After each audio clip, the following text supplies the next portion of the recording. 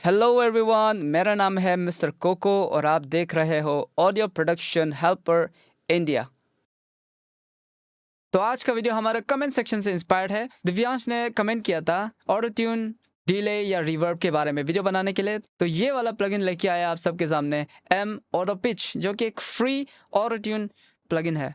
वैसे तो बहुत सारा free auto tuning plugin available है, including Graillon 3 free edition, M auto pitch, Spot On, G-Snap, Kerovi, TrapTune Free Edition, VoxTune Auto Pitch और Voloco।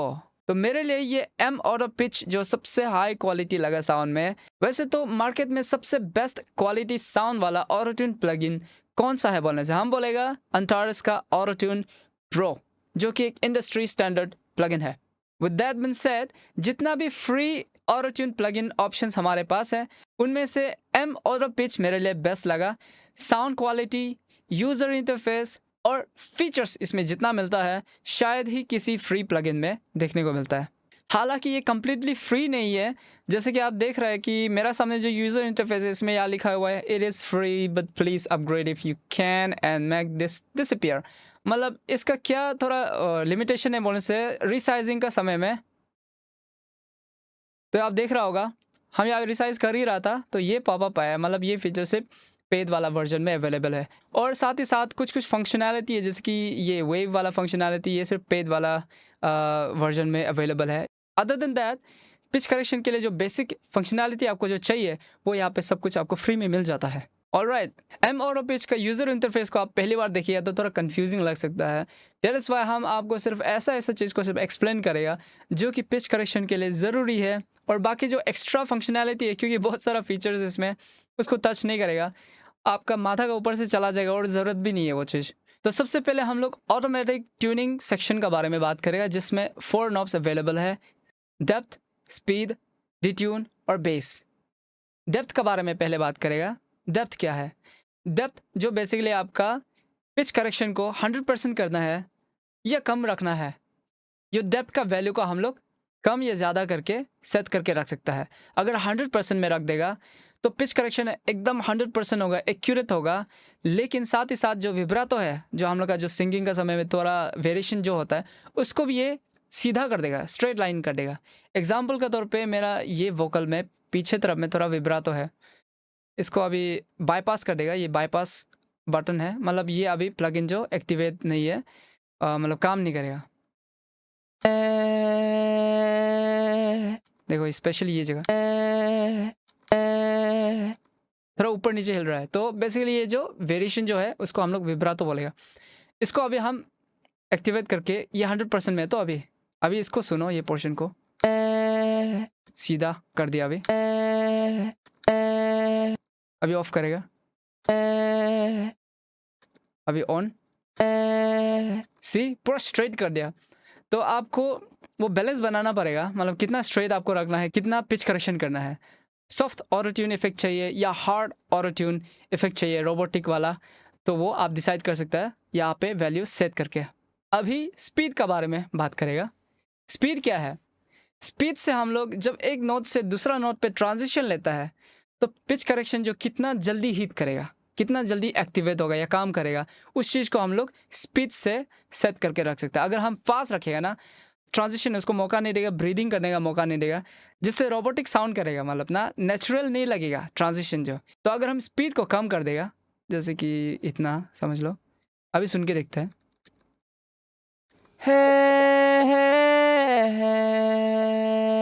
अभी भी है, अभी 0 कर देगा डायरेक्ट।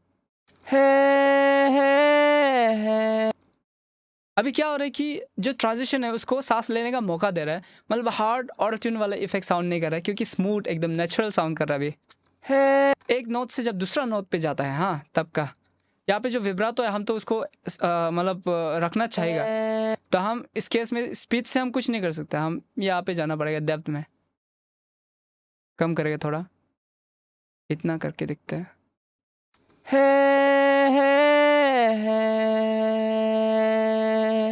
और थोड़ा,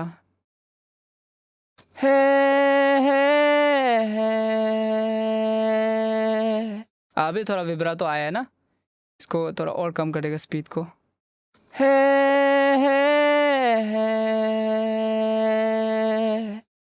ऑलराइट, हो गया आपका काम, अब अभी निकल सकता है, ट्यूटोरियल छोड़ सकता है।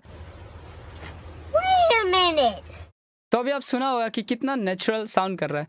अगर हमको रोबोटिक वाला जो हार्ड ऑटोट्यून चाहिए होता, स्पीड को बस ऐसा क्रैंक कर देना था, इसको भी क्रैंक अप कर देना था, उसके बाद हमको मिल जाता।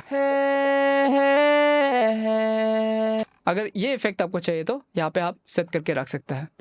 अभी डिट्यून का बारे में बात करेगा। डिट्यून क्या है कि मतलब जितना पिच करेक्शन हुआ है, मतलब आपका जो स्केल है उसको ये चेंज कर देगा। इसको हम ऊपर कर देगा तो देख रहे हैं ना, तो बेसिकली ये पूरा स्केल को ही चेंज कर रहा है। अभी ये बेस जो क्या है, वेल बेस नॉब जो एक तरह से आपको रेफरेंस पिच सेट करने के लिए ऑप्शन देता है। हालांकि यहाँ में 440 हर्ट्ज या सेट करके रखा है, जो कि एक स्टैंडर्ड बोल सकते हो, एक रेफरेंस पिच है।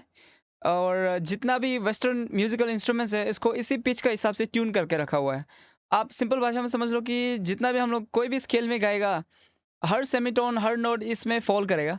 तो ये एक तरह से परफेक्ट एक एल्गोरिदम है ये ऑटो ट्यून पिच करेक्शन के लिए। इसको आप चेंज करेगा तो थोड़ा डिफरेंट साउंड कर सकता है, लेकिन हम रिकमेंड करेगा कि इसको ऐसे रहने दो। नेक्स्ट अभी इफेक्ट सेक्शन का बारे में बात करेगा। इफेक्ट सेक्शन में आपको 4 नॉब्स दिखाई देगा, ड्राई वेट, विथ, कीप फॉर्मेंस और फॉर्मेन शिफ्ट। ड्राई वेट क्या है?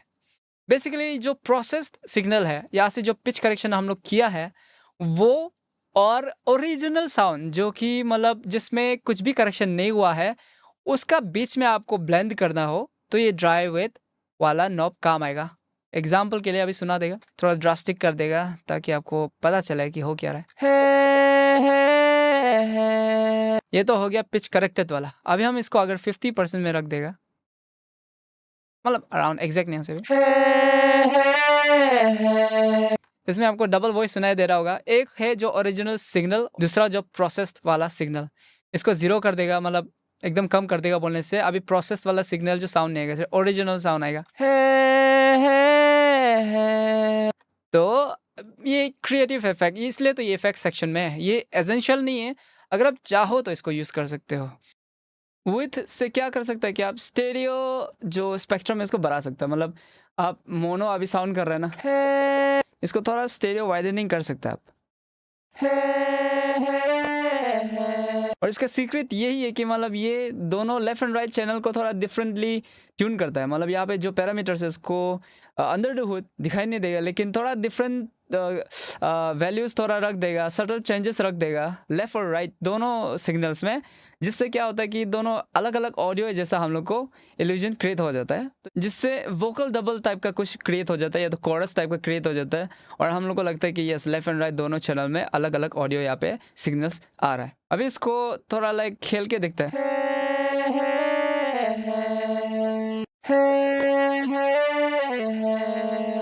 मतलब आप जितना ज़्यादा विथ चाहिए होगा उतना ज़्यादा वेरिएशंस क्रिएट करेगा, लेकिन ऑटो ट्यून उसमें मतलब ऑफ स्केल लगेगा, ऑफ पिच लगेगा, मतलब सही से पिच करेक्शन नहीं हुआ जैसा फील होगा, क्योंकि डिफरेंस ज़्यादा हो जाता है। तो पिच करेक्शन भी आपको थोड़ा चाहिए, लेकिन स्टेरियो विथ भी चाहिए आपको, तब थोड़ा बैलेंस करना पड़ेगा। तो जैसे कि ऐसा ट्रैक है आपका पास जो सिर्फ एक ही है आपका पास, लेकिन आपको डबल ट्रैक क्रिएट करना है, लेफ्ट एंड राइट दोनों को पेन करना है, बस एक ही ऑडियो है, तो आप ये वाला नॉब को यूज़ कर सकते हो। अभी ये कीप फॉर्मेंस क्या काम करता है? फॉर्मेंस क्या है सबसे पहले तो समझो आप। फॉर्मेंस जो हम लोग का जो टोनैलिटी है, टोनल कैरेक्टरिस्टिक्स बोल सकता है, हर सिंगर का अलग अलग टोनल कैरेक्टरिस्टिक्स होता है। जैसे कि अगर एक गाना है एक ही स्केल में, ठीक है, हम वो गाना को गाएगा सेम एक ही स्केल में, नोटेशन भी एक ही लेगा। फिर एक बच्चा गाएगा, वो फिर सेम स्केल में ही गाएगा, नोटेशन भी सेम रहेगा। फिर एक लड़की गाएगा, समझ रहे हैं ना, सबका मतलब जो वोकल कैरेक्टरिस्टिक्स है, टोनल कैरेक्टरिस्टिक्स है, वो अलग अलग साउंड होगा। सुन के आप पता चल जाता है कि वो बच्चा का साउंड है, ये उसका साउंड है, लड़की का साउंड है, या लड़का का साउंड है, या कोई ना, समझ रहे हैं ना, भूत का साउंड है, या फिर चिपमंग वाला साउंड है। तो लेकिन सब सेम स्केल में गा रहा है, टोनल डिफरेंस है उसमें। वो क्यों होता है? हम लोग का वोकल जो थ्रोट है, थ्रोट का प्लेसमेंट या साइज, शेप, बेसिकली ओवरऑल जो हम लोग का जो साउंड प्रोड्यूस करने में जो जो यूज़ होता है ना, मसल्स या जो भी सामान हम लोग इंसान का अंदर में जो जो यूज़ होता है, वो थोड़ा थोड़ा डिफरेंट होता है हर किसी में ना, जिसका वजह से सबका फॉर्मेन जो कैरेक्टरिस्टिक है वो डिफरेंट होता है। तो ये क्या करता है कि अगर हम 100% में रखेगा कीप फॉर्मेंस, तो इससे क्या होगा कि मेरा ओरिजिनल जो फॉर्मेट कैरेक्टरिस्टिक्स है वो मतलब रहेगा। अब ये कब काम आएगा, इसको एक बार एक्सपेरिमेंट करके देखते हैं। फॉर्मेट को शिफ्ट करके देखिए।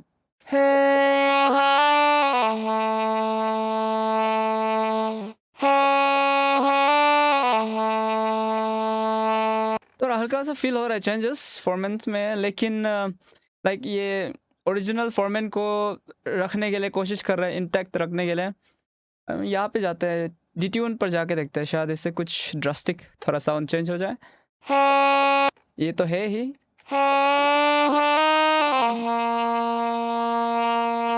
थोड़ा तो है।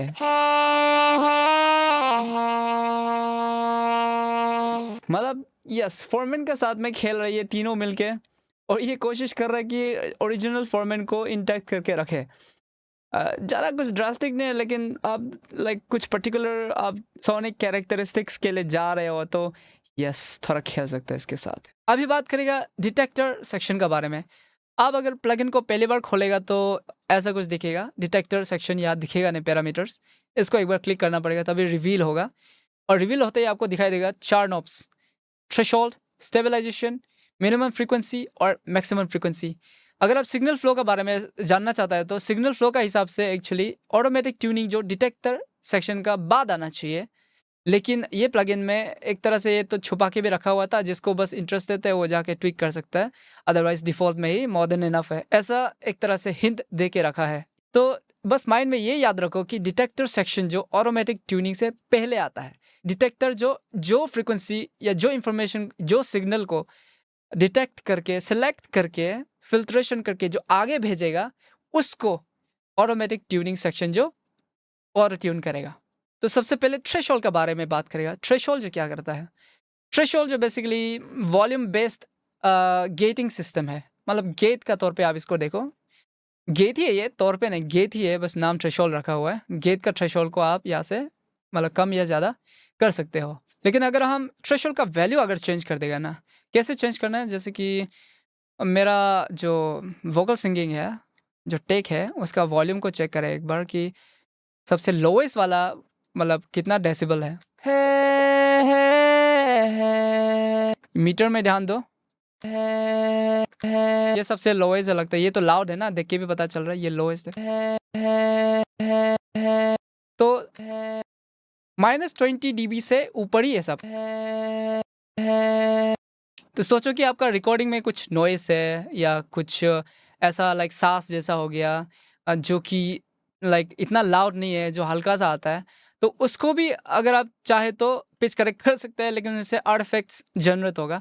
उसको अवॉइड करने के लिए आपको ऐसा थ्रेशोल्ड सेट करना पड़ेगा जिससे लो वॉल्यूम वाला जो साउंड्स है, जैसे कि सांस वास हो गया या कोई भी नॉइस जो हेडफोन के थ्रू माइक में आ जाता है रिकॉर्डिंग का समय में, ऐसा वाला साउंड को आप थ्रेशोल्ड से गेटिंग कर सकते हो, मतलब इग्नोर कर सकते हो कि ये वाला इंफॉर्मेशन को, सिग्नल को पिच करेक्ट मत करो बोल के। तो अभी हम एग्जांपल के लिए एक ऐसा फाइल लेके आएगा जो कि वॉल्यूम जो जिसका लो है, लेकिन एक तरह से आप इसको नॉइस का तौर पे देख सकते हो,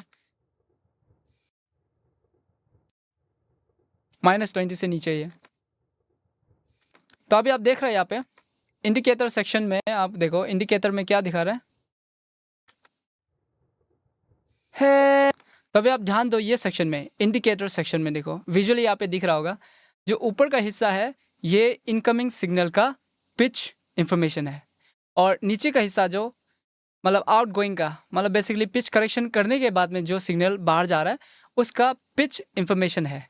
तो समझ लो कि ये जो एक्यूरेसी है सेंटर जो, और जो ऊपर नीचे जा रहा है मतलब वो पिच से थोड़ा भटक के है और सही स्केल में नहीं है, सही नोटेशन पे नहीं है, समझ लो। तो अगर हम इसको अभी प्ले करेगा तो ये जब हम ये नॉइस को भी प्ले कर रहा है, नॉइस वाला सेक्शन जो कि कम है वॉल्यूम में, फिर भी ये भी सीधा नहीं है, मतलब ये भी हिल रहा है जैसे इनकमिंग वाला ऑडियो सिग्नल था। मतलब पिच करेक्शन हो ही नहीं पा रहा है, कोशिश कर रहा है लेकिन हो नहीं पा रहा है, पिच को डिटेक्ट ही नहीं कर पा रहा है, तो कैसे करेक्ट करेगा। अभी इस तरह का इंफॉर्मेशन को हम लोग अवॉइड करने के लिए ये थ्रेशोल्ड को यूज़ करता है। तो पहले तो नॉइस का जो लेवल है उसको एक बार देख लेना है कि कितना लाउड है। तो -20 से नीचे है और हम लोग का वोकल टेक जो है -20 का ऊपर है कंटिन्यूसली शुरुआत से एंड तक। तो अगर हम लोग थ्रेशोल्ड पे -20 सेट कर देगा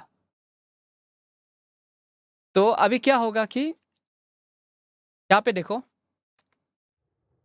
देख रहे हैं कुछ भी इंफॉर्मेशन नहीं आ रहा है यहाँ पे। तो आप मीटर में तो दिखाई दे रहा है कि साउंड है वहाँ पे, लेकिन यहाँ पे कुछ इंफॉर्मेशन नहीं आ रहा है। क्यों बोलने से ये डिटेक्टर जो अभी उसको इग्नोर कर रहा है, क्योंकि वो वॉल्यूम बहुत लो है और हम लोग उसको डेलिबरेटली उसको इग्नोर करने के लिए इसको डायरेक्ट कर रहा है। तो इससे क्या होगा कि ये अननेसेसरी इंफॉर्मेशन को ये प्लगइन जो पिच करेक्ट नहीं करेगा, जो आर्टिफैक्ट्स क्रिएट करने के लिए जिम्मेदार होता है। फिलहाल तो यहाँ पे कोई ब्रेथ नहीं है, सांस वगैरह नहीं है। तो अगर आपका जो सिंगिंग का समय में सांस भी तो इम्पोर्टेंट होता है ना, तो सांस है लेकिन आप सांस को भी अगर पिच करेक्ट करेगा ना तो उसको आर्टिफैक्ट्स जनरेट कर देगा। सांस हो गया और सिबलेंस हो गया जिसके एस वगैरह लोग ना, इसमें पिच इंफॉर्मेशन नहीं होता है। तो ऐसा में क्या होता है कि ये प्लगइन जो कंफ्यूज हो जाता है कि मतलब इसको कौन सा स्केल पे हम पिच करेक्ट करना है, क्योंकि उसका स्केल ही नहीं है, उसका पिच ही नहीं है, जिसका वजह से वो कंफ्यूज होकर आर्टिफैक्ट्स जनरेट करने शुरू हो जाता है। दैट इज़ वाई हम लोग को उस तरह का इन्फॉर्मेशन को जानबूझ के उसको इग्नोर करना चाहिए, मतलब सेट करके थ्रेशोल्ड सेट करके रखना चाहिए। Now let's move on. Stabilisation क्या है? तो स्टेबलाइजेशन ऑब्जेक्ट क्या करता है कि मतलब ऐसा वोकल जहाँ पे बहुत फास्ट पिच चेंजेस है नोटेशन, जैसे कि विब्रातो हो गया ना, जब हम लोग गाता है तो उसमें क्या हो रहा है कि ये हो गया 2 नोट हम बार-बार मतलब बेसिकली ट्रेमोलो स्टाइल में हम कर रहे हैं ना। तो इस तरह का जो पिच चेंजेस होता है शॉर्ट वाला स्पेशली, अगर हम इसका वैल्यू को बढ़ा देगा बोलने से क्या है कि कुछ-कुछ जो वेरिएशन है पिच जो चेंजेस जो हो रहा है ना, वो सडन चेंज जो हो रहा है उसमें से कुछ इन्फॉर्मेशन पिच इन्फॉर्मेशन जो एस्केप कर देगा, मतलब डिटेक्टर सेक्शन को एस्केप करेगा, बच जाएगा। तो इससे क्या होगा कि जो ऑटोमेटिक ट्यूनिंग सेक्शन है ये जो उसको पकड़ नहीं पाएगा, जिसका वजह से थोड़ा एक आपको एक ब्लेंड मिलेगा, नेचुरल मतलब नेचुरल और ऑटोमेटिक ट्यूनिंग का ब्लेंड मिलेगा, जिससे आपका जो वोकल परफॉर्मेंस है वो नेचुरल साउंड करता है। अगर आप फास्ट रखेगा मतलब इसका बहुत कम कर देगा ना, तो क्या होगा कि कोई भी पिच को ये एस्केप करने नहीं देगा, सबको ट्यून करेगा। नेचुरल तो बिल्कुल साउंड नहीं कर रहा, क्योंकि कोई भी इंसान इतना हर नोट को तो एग्जैक्ट नहीं गा पाएगा। तो बेसिकली यहाँ से आप वो चीज़ को डिटरमाइन कर सकता है कि आपको नेचुरल टोन चाहिए थोड़ा, तो कुछ पिच इंफॉर्मेशन थोड़ा एस्केप करने दो, सोचने से थोड़ा बढ़ा सकता है वैल्यू, और आपको नहीं कोई भी कुछ भी बचना नहीं चाहिए बोलने से आप इसको कम करके रख सकता है। मिनिमम फ्रीक्वेंसी और मैक्सिमम फ्रीक्वेंसी को एक साथ बात कर लेगा, क्यों बोलने से दोनों सेम ही है ऑलमोस्ट, बस फ्रीक्वेंसी को सेट करेगा। जैसे कि ये हो गया मिनिमम फ्रीक्वेंसी में यहाँ में लिखा है 20 हर्ट्स और मैक्सिमम में 1000 हर्ट्स। तो फिर दोबारा हम पैरामीट्रिक EQ को खोल देगा, तो ये साउंड को प्ले करके अभी तो आप देख रहा होगा कि मिनिमम फ्रीक्वेंसी मेरा जो लोएस्ट नोट हिट कर रहा है, मेरा जो लोएस्ट वाला, ठीक है, ये वोकल टेक का लोएस्ट यहाँ तक आ रहा है, ये तो नॉइज है। तो बेसिकली इसको हम हाई पास फिल्टर यूज कर सकता है और लो पास फिल्टर भी यूज कर सकता है मैक्सिमम फ्रीक्वेंसी के लिए चेक करने के लिए। तो मेरा समझ लो कि इसका आसपास एक लो पास फिल्टर लगा देते हैं 1000। तो बेसिकली जो डिफॉल्ट में जो सेट होके रखा है ना, डिफ़ॉल्ट में जो मैक्सिमम वैल्यू सेट होके रखा है 1000 सही लगा, और मिनिमम में आप थोड़ा खेल सकते हैं, जैसे कि मेरा मिनिमम में कितना हो रहा था, कितना काट रहा था अराउंड 140 के आसपास। तो हम अभी मिनिमम वैल्यू को सिर्फ चेंज कर देगा, मिनिमम वैल्यू को हम यहाँ पे 20 नहीं होके रैंडमली हम सेट करके रख रहे हैं इतना। लाइक हम ये क्यों कर रहे हैं बोलने से, इससे क्या होगा कि जो इससे नीचे वाला फ्रीक्वेंसी में जो इन्फॉर्मेशन है उसको just like this gate functionality, threshold से वॉल्यूम जो नीचे था उसको हम लोग इग्नोर किया, वैसे ही यहाँ पे जो मिनिमम फ्रीक्वेंसी में हम जो फ्रीक्वेंसी हम सेट करके रखा है हर्ट्स में, उसका नीचे वाला इन्फॉर्मेशन लोग को पूरा इग्नोर कर देगा।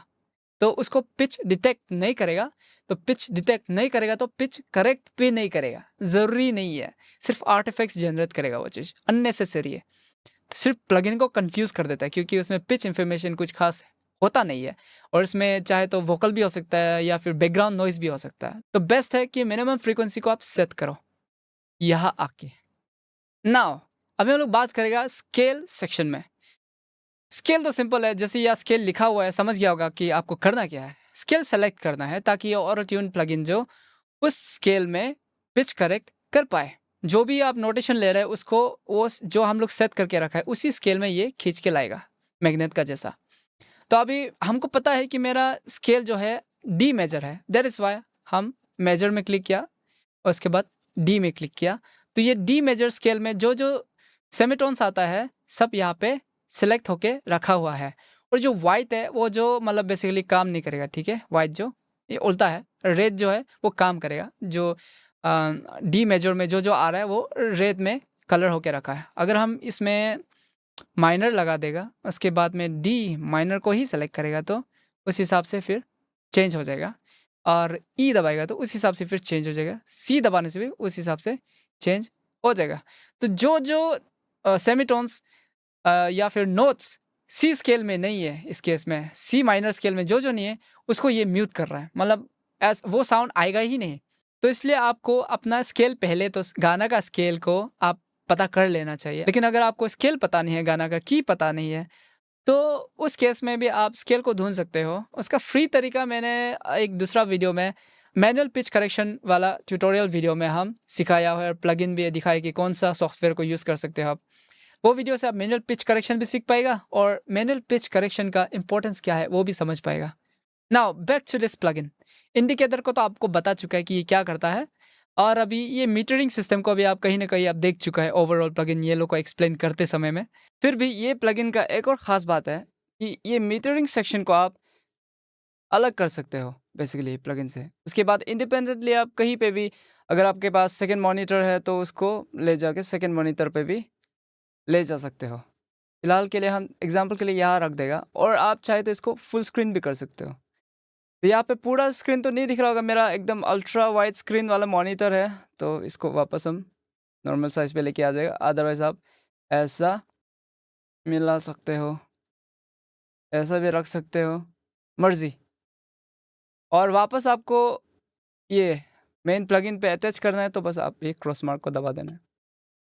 अगर आप यहाँ पर क्लिक करते हो तो इसका विजुअलाइजेशन थोड़ा डिफरेंट है।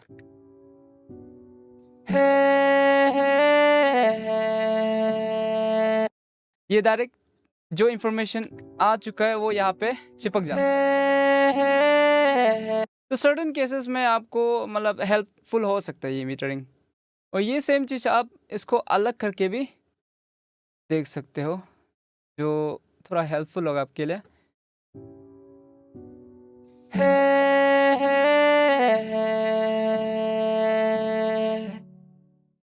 वेल वीडियो यहाँ पे भी ख़त्म कर सकता है, लेकिन आपको ये फ्री वर्जन में जो मिल रहा है एम ऑरो पिच का, उसका बस बेसिक थोड़ा एक हाईलाइट कर देगा, जिससे आप मतलब इस प्लगइन का फ़ायदा उठा सकते हो।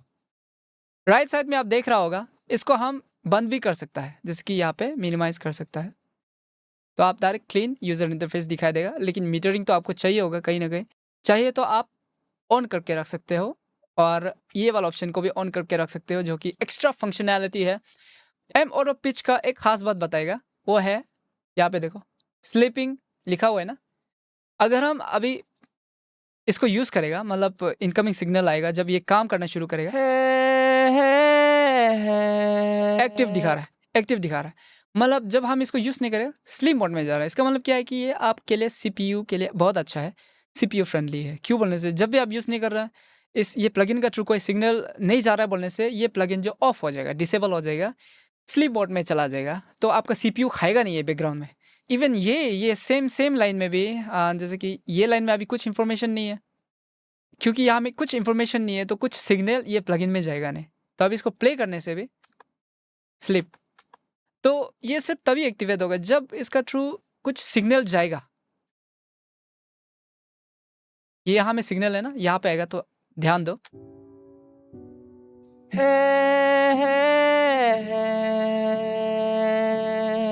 तो ये आपको सीपीयू को बचाने में हेल्प करेगा। अगर सेशन आपका बिग है, आप चाहते हैं कि सीपीयू थोड़ा बचे एटलीस्ट जब ये प्लगइन यूज ना हो रहा हो। सेटिंग्स में जाने से भी आपको और भी ज़्यादा ऑप्शंस मिलता है, माथा खराब हो जाएगा। प्रीसेट आपको थोड़ा हेल्प कर सकता है कि एक क्विकली आपको कुछ रिजल्ट अचीव करना हो तो। और यहाँ पे अगर क्लिक करोगे तो रैंडम प्रीसेट को सेलेक्ट कर देगी, रैंडम प्रीसेट।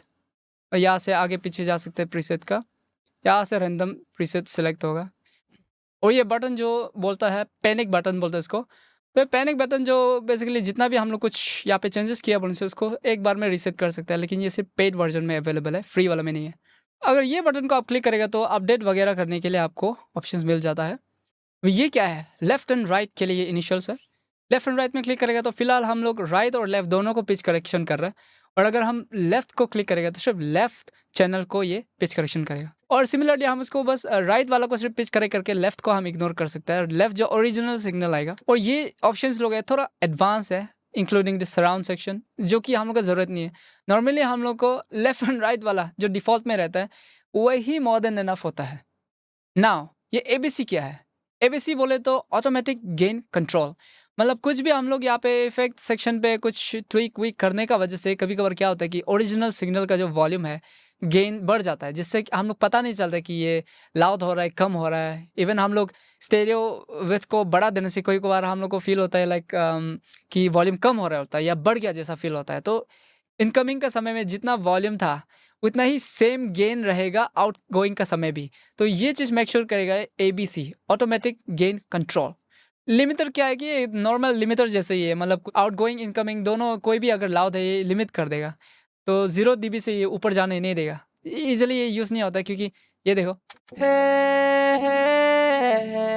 अब देख रहा होगा हम लोग का 0 डेसिबल तो जा ही नहीं रहा है, पहुंच ही नहीं रहा है, तो ये लिमिटर अभी कुछ काम नहीं कर रहा है।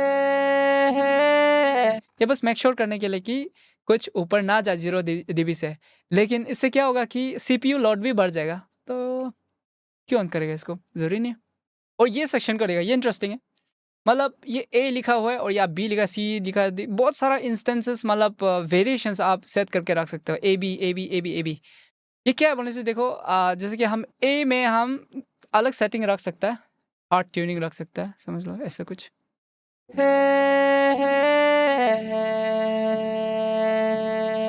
उसके बाद बी में जाके हम थोड़ा डिफरेंट वैल्यूज सेट करके रख सकते हैं।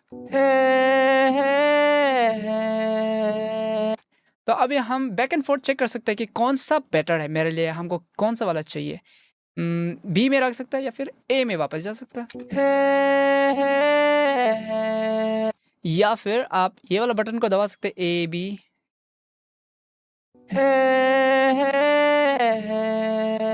अभी ये क्या है, क्लिक करेगा तो A B C D morphing याद दिख रहा है। मतलब ए में हम लोग कुछ चेंजेस किया था, बी में कुछ चेंजेस किया था, सी में नहीं किया अभी तक, डी में भी नहीं किया।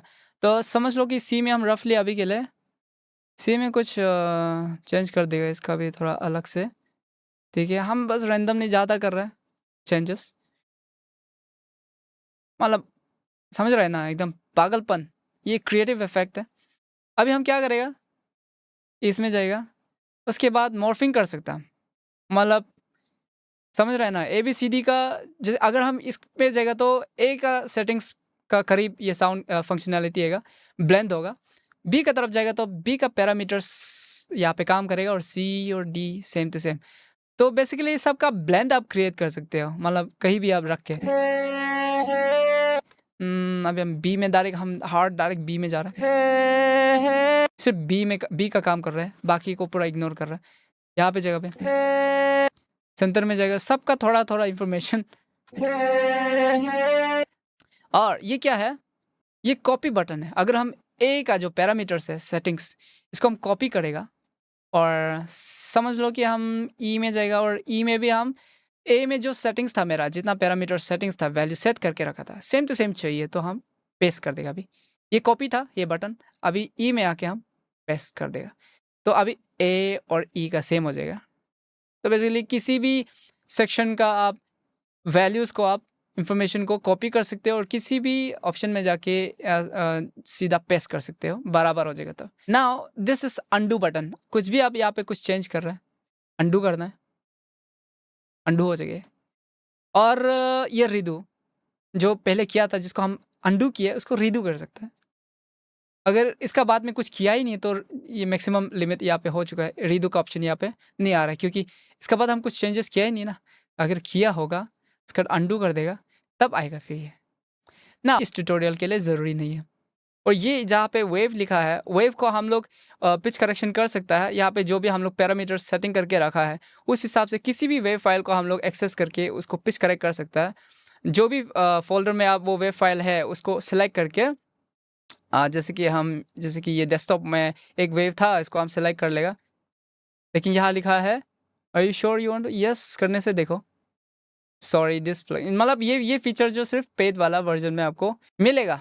अगर हम इसको क्लिक करेगा तो और भी ज़्यादा एडवांस फीचर्स अनलॉक हो जाता है, जो कि हम लोग का नॉर्मल पिच करेक्शन के लिए ज़रूरी नहीं है। बाय द वे आप देख रहा होगा कि जगह जगह पे ये क्वेश्चन मार्क दे के रखा हुआ है। इसलिए इसका काम क्या है कि कोई भी पैरामीटर आपको समझ में ना आए किसी भी सेक्शन का, आप बस उस सेक्शन का क्वेश्चन मार्क को दबाओ तो इसमें हर पैरामीटर को आपको एक्सप्लेन कर देगा, बेसिक इन्फॉर्मेशन आपको दे देगा, फंडामेंटल वाला। हालांकि मेरा जैसा मतलब सिंपल वे में शायद एक्सप्लेन ना करें विद एग्जांपल, बट एटलीस्ट आप कुछ कन्फ्यूज़न होता है बोलने से आप क्लिक करके उस बारे में आप जानकारी ले सकते हो। अभी इस प्लगइन को अगर आप डाउनलोड करना है तो कोई भी सर्च इंजन में, कोई भी ब्राउज़र में आप M ऑटो पिच टाइप करो, तब आएगा आपको मेल्डा प्रोडक्शन वेबसाइट का link, M auto pitch Melda production. अगर हम यहाँ क्लिक कर देगा, यहाँ पे लिख रहा है कि get it with M free FX bundle, तो इसको हम क्लिक करेगा। फ्री या तो ख़रीद भी सकता है, फिलहाल के लिए हम फ्री डाउनलोड पे जाएगा। डाउनलोड विंडोज़, डाउनलोड मैक, मतलब ये मैक के लिए और ये विंडोज़ के लिए, क्योंकि मेरा विंडोज़ है पीसी। डाउनलोड फोल्डर में हम डाउनलोड कर देगा। नाउ ये डाउनलोड हो चुका है, इसको हम डबल क्लिक सीधा कर सकते हैं या फिर ओपन।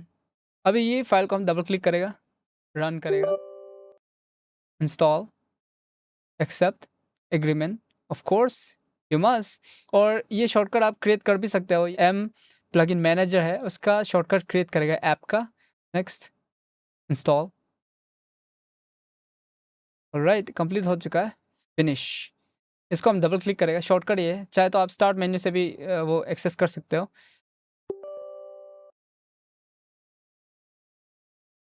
क्योंकि हम ऑलरेडी इंस्टॉल कर चुका है और साइन इन भी कर चुका है। यहाँ पे देखो, हमको याद नहीं है कि हमको ज़रूरत था कि नहीं, बट हम साइन इन करके रखा है। अगर साइन इन करने के लिए बोलेगा तो आप एक अकाउंट, फ्री अकाउंट क्रिएट कर सकते हैं आराम से। यहाँ पे देख रहा होगा आप इफ़ेक्ट्स और इंस्ट्रूमेंट्स और फ्री इफ़ेक्ट्स लिखा हुआ है। अगर हम फ्री इफ़ेक्ट्स को सेलेक्ट करेगा और ये लोग को डिससेलेक्ट कर देगा तो सिर्फ फ्री इफ़ेक्ट जो अभी इंस्टॉल होगा, ठीक है।